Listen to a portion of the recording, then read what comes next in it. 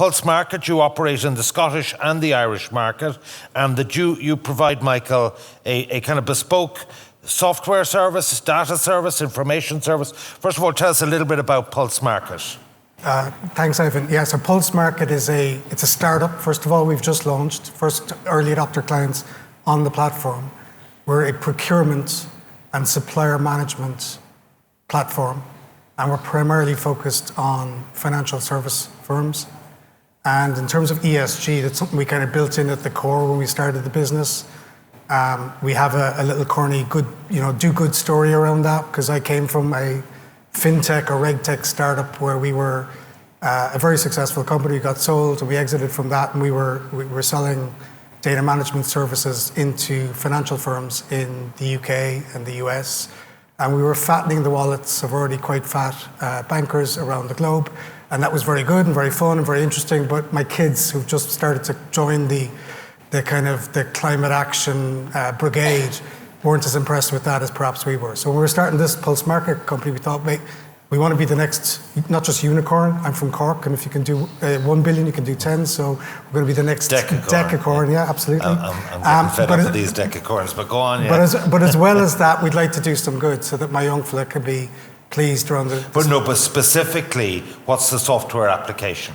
It's a platform that allows financial firms in the first instance, but more broadly SMEs. I'm a bank. Yeah. Tell me. So you can engage with our platform. And I go to Pulse Market, and what do you do? You can run RFPs, request for proposals. Yeah. Through the platform using best practices. And that's ultimately, it's an ethical procurement and supplier management platform. Okay. You can engage with suppliers on the platform. And is it principally about the environmental space and emissions, or does it go into the S&G as well? It's more broadly about best practices when it comes to procurement and engaging with your supply chain. And ESG is an important element of that we've kind of built in from the outset. So increasing we ended up with the ratings agencies this morning and their processes. Are you a rating agency in a different form? No, we're a technology platform. Okay. And we bring together kind of best practices and expertise and evangelists to support doing best practice procurement and engagement with the suppliers. But we put together an ESG user group starting well before we had any even products at the beginning of last year with the Scottish Investment Operations Group. Half the founding team are Dublin, half in Edinburgh. And it includes Aberdeen and Baillie Gifford and First Sentier and Aegon Asset Management. And they came together to decide how to spell ESG. Because as a group of procurement professionals, they were very immature on their ESG journey.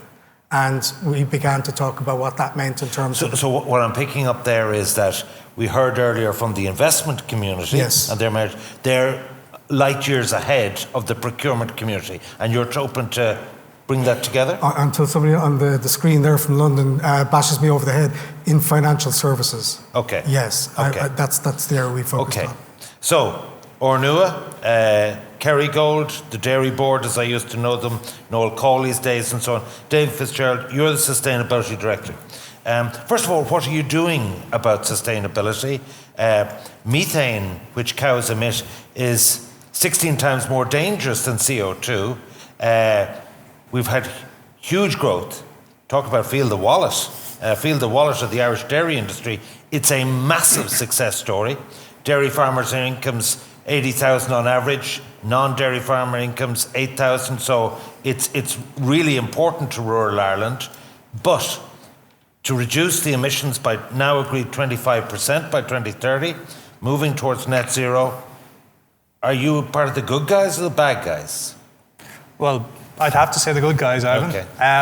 So yeah, it's a major challenge. So as you say, the industry has seen huge success in terms of growth when quotas were abolished in 2015. So it's brought a huge amount of economic value, as you say. I think 5 billion in exports every year for Ireland. You know, in terms of agriculture in general, I think there's about 8 billion spent within rural communities by farmers and farm families. So that's a really important part of, you know, what dairy is about, and we Ornua as a cooperative, our role is to return value to farming families and into the rural community. But the challenge that has come with that growth has been growth in carbon emissions and other impacts as well.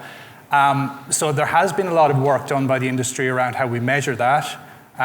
There has been progress in terms of emissions intensity, but because of the levels of growth, that emissions intensity hasn't offset that growth in terms of growth in overall carbon emissions. So what are we doing about this as an industry? And I think this is one of the strengths we have as an industry in Ireland, is that we work together. So it's a cooperative business in Ireland, the dairy business. We're working with the department, we're working with other stakeholders as well. So we have a plan, and that plan is, there's two contributors to emissions primarily from dairy. One is the use of fertilizer, so nitrous oxide coming from fertilizers. So we have a plan to reduce fertilizer usage on farm. And as you said, the elephant in the room then is methane, and methane is a big challenge.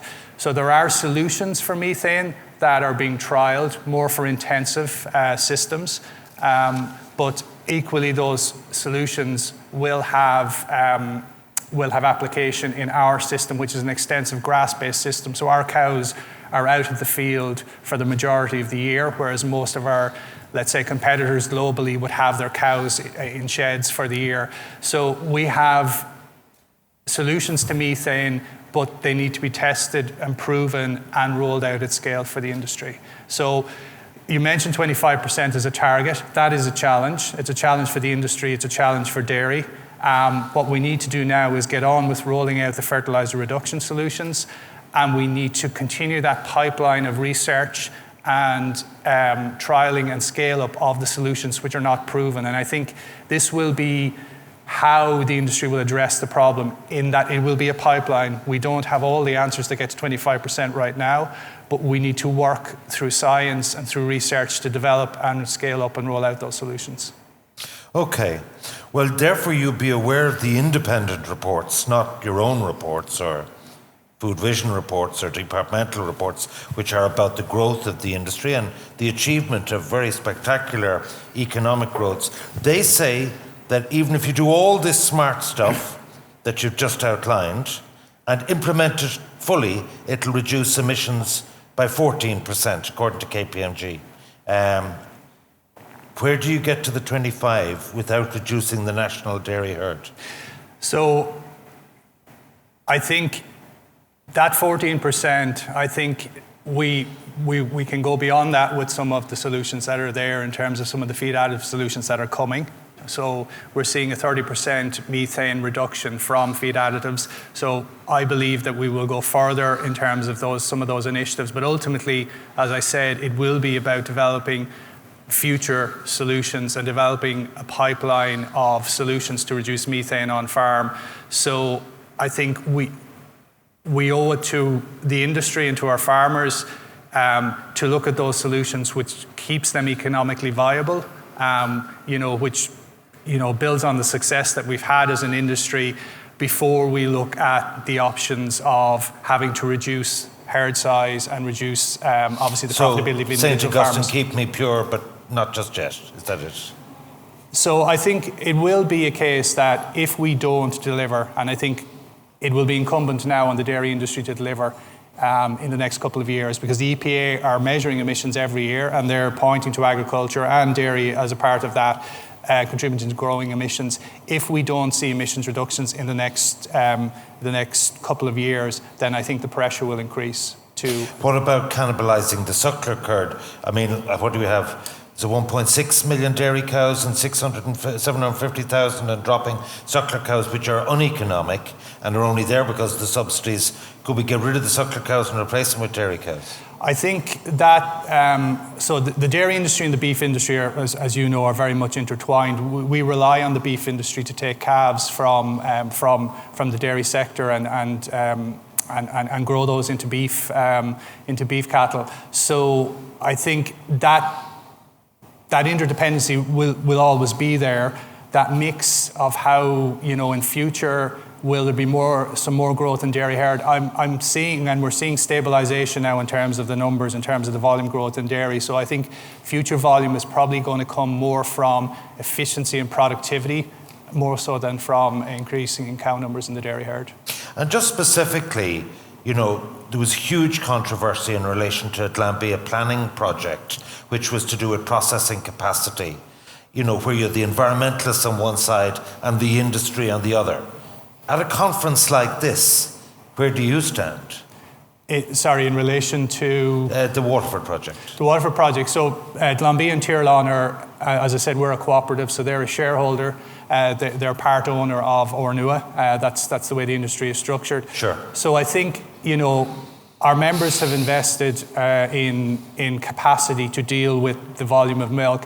I think going forward, what we're going to see is a move more towards generating more value from that volume. So I think it will be less about a growth in volume and a growth in processing capacity, and more about how, like we have done with Kerrygold, we can generate value through branding and through value add routes to market for the industry. Chris, very interesting presentation. I take it that you Turner and Townsend, your principal focus would relate to delivering for people who in turn have the construction industry and procurement at their heart. Would that be a fair profile point? Well, certainly for me, that's my role. Okay. Within TNT. So, and the project management delivery of that in line with all the values that you set out and all the aspirations and so on. So, can ESG drive transformational change to even, sub-supplier, because, a huge element of the construction industry is subcontract, sub-suppliers, plumbers, electricians, block layers and all that kind of thing. Does it reach right down the construction chain? I mean, that's a terrific question. And I think the answer is that it has the potential to, yes, it does. For so long, on this issue, historically the approach has been a voluntary approach. We haven't seen the kind of ESG type drivers, the kind of investor drivers that I know you've been talking about today, the kind of legislation that I mentioned as well. And the approach, therefore, it's been a voluntary approach and it's been an ad hoc approach. But I think that in terms of the opportunity to drive transformational change, we're probably at the best point that we've seen in the last 15 years. Now, that's not to say that it can be done without a joined-up approach down through the value chain. And I think the message from my presentation was really trying to make the point that stakeholders have to be driven by risk and resilience. They have to understand that at all levels in the value chain, all the way down to the bottom, as you say, this has to be driven by an understanding of risk and resilience. Okay, I'd like to ask each of you, and I very much get the pulse market is kind of like taking, doing business for better and an ethical approach to financial services. What, to each of you, in your respective sectors, be it construction, be it agri-food, or be it financial services, what is the single most important thing that stakeholders, your stakeholders, can do to drive sustainable outcomes? Michael. Well, I guess we're specifically focused on the supply chain.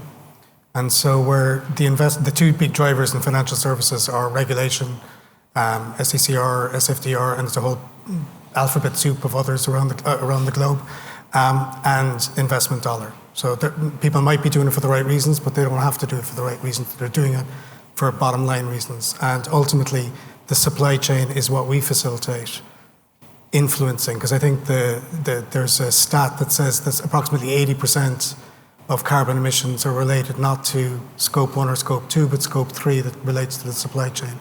And our facility to aggregate that data back from the supply chain to provide that information to the financial firm, that's where we think the influence can happen. Because, somebody said earlier that 90% of people don't have a clue what ESG is. Well, that's true of a lot of SME owners and SMEs around the economy, but because of the drivers of regulation and investment dollar, the domino effect is going to flow from financial firms and other big corporates through the economy, through SMEs. So they're going to have to care about ESG in a way that they don't today, or maybe specifically carbon in the first case, but more broadly ESG over time.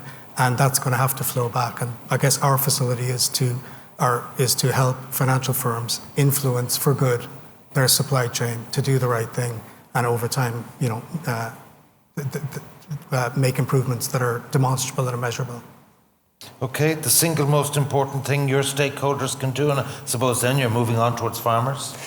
Yeah, well, I suppose, what we're seeing very much, if you start in one end of the value chain, the stakeholders that are driving ESG for us it's the market. And for us, the market is consumer and customer. And we're very much seeing that as being the driver, and it's driving the food industry to move beyond regulation. I think regulation sets a baseline, and we need to move well beyond that. In terms of our role in that is how we translate that market signal for our upstream supply chain. So for our members, the cooperatives, who are also seeing it because they're supplying many of the same customers, and then how we translate that for the farmers, because it's actually very complex for farmers. They have a 25% reduction target now, which is agreed in law. But equally, we have customers asking for science-based targets, which doesn't necessarily align with the regulatory piece. So how do you go to a farmer and say, on the one hand, we want you to reduce your absolute emissions by 25%, but a customer is driving us to reduce your emissions intensity by 40%. So there's a job for us to do there in terms of making sure that we're clear with our upstream supply chain on what it is the targets are, and how then we can support them in communicating that to the farmers and helping the farmers ultimately to deliver it. Okay, Chris, your stakeholders, the single most important thing? I think there are probably a couple of things that come to mind, Ivan. I don't enjoy anymore the language of doing the right thing. I think that it's problematic. I think it's been problematic for a while. I think the language of risk and resilience is a language that certainly in the commercial world, that's what we respond to. And that's not to say the two are exclusive, but it's all about driving behavior. So let's get the language right, first of all. I also think that it's important for us to avoid taking a siloed approach. Nationals, multinationals, large organizations, and the type I've always worked for, have an influence, and that influence is to avoid maybe siloed approaches within the value chain and actually create a narrative down through the value chain where everybody is moving to the same set of drivers. Each stakeholder, in fact, has their own set of drivers, and I think that it's for those more sophisticated, maybe, organizations to help to understand what those drivers are and respond to those within the value chain.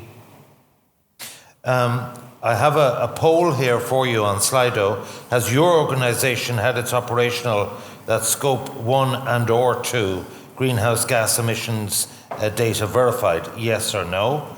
And that brings me on to, measurement. And like you spoke, David, about, well, we're not so sure about the figures here, you know what I mean? Maybe the emissions aren't as bad, and maybe certain things like feed additives could give us a better result, and you know what I'll think of all that. So due diligence. How credible is the due diligence in these areas? Okay. Is it box ticking?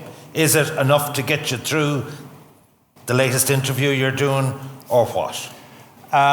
So I think in terms of data, and this has been mentioned by a couple of contributors, it's critical to what we're going to do going forward. And there was a comment earlier about accounting standards and how they've evolved, and we're on a similar journey for ESG data. So I've worked in this space for close to 20 years now, and the data quality is improving dramatically. So scope 1 and 2, that's done and dusted. It's easy to measure. That is a good question. Yeah. And someone asked it earlier, and I saw the question. How does anyone in this room actually measure their own carbon footprint? Back to basics. How do you do that? Well, I can speak for Ornua. So we've measured Scope 1 and 2, which are our manufacturing emissions, and that's the electricity we use and the fuels we use on our site. So the emissions associated with that. It's measured, it's verified externally. We have third-party verification on those numbers. So they're solid. We have targets, we track it. That would include your travel across the world to Asia. That's Scope 3. So anything outside of your own executive travel is 3, is it's it? Scope 3. Okay, yeah. right. So, but if you look at, for our business, 99% of our emissions are Scope 3. And the vast bulk of those are the on-farm emissions associated with dairy ingredients. So that's where our challenge lies, So 99% are on-farm? 99% is Scope 3. I would say probably about 80% is on-farm. Okay.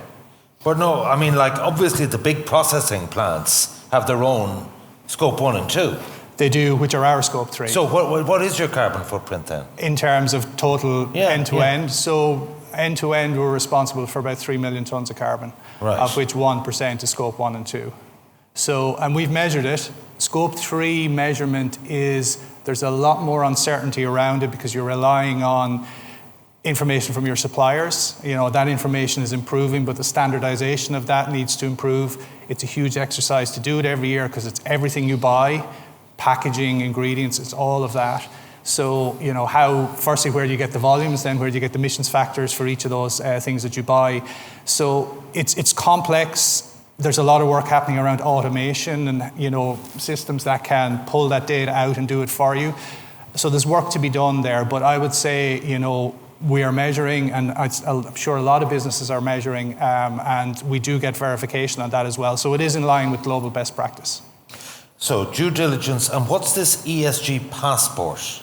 So again, with that Scottish Investment Operations Group, a number of their members form part of our ESG user, working group is the right term for it. Out of that came a SME Pulse Market ESG passport.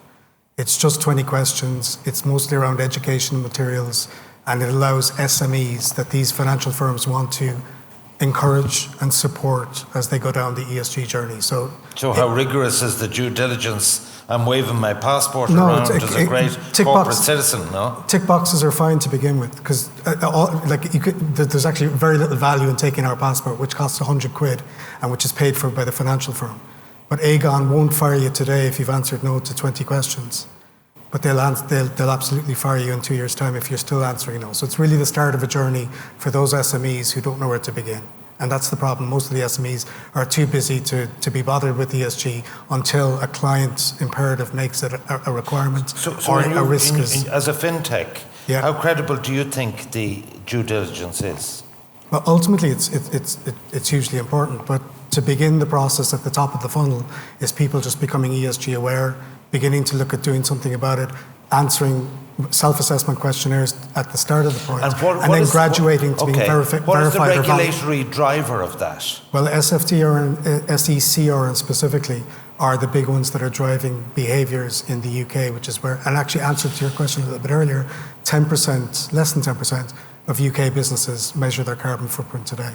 And so ultimately, as we over time incrementally grow the pressures down the supply chain into investment portfolios, through green lending into the consumers, people are becoming more aware, they're taking more actions, they can box tick and green wash a little bit to begin with, that's fine, so long as they're moving slowly from brown to green over time, and that's happening throughout the economy.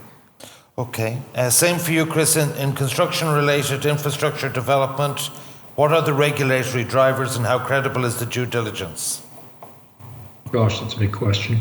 I'm not going to comment on the built environment so much as just a broader observation on box ticking and due diligence. And I guess really my theme for the day has been that I think it's been woefully inadequate over the past 10, 15 years. The thing that reassures me is what I'm seeing in terms of investor pressure and in terms of legislation, which is relatively new. A lot of this legislation that I was mentioning earlier on has come through in March 2021, particularly around supply chain. So I'm more optimistic than I was maybe 5 years ago. I understood earlier on, Ivan, when you were talking about cynicism, and I am more optimistic than I have been. Okay, well, we said at the outset that this was a journey, and every journey begins with one step, so let's not knock it. Okay, I'm going to draw a line under that because we're a bit behind time. I hope you've learned about Scope 3 emissions and the processes that people are doing in financial services, in agri-food, and in construction and infrastructure delivery, that are the things that are practical and happening. And the work to be done, I think, comes out of this very clearly. My thanks, and for the earlier presentation, Chris McCann, Michael O'Shea and Dave Fitzgerald, thank you very much.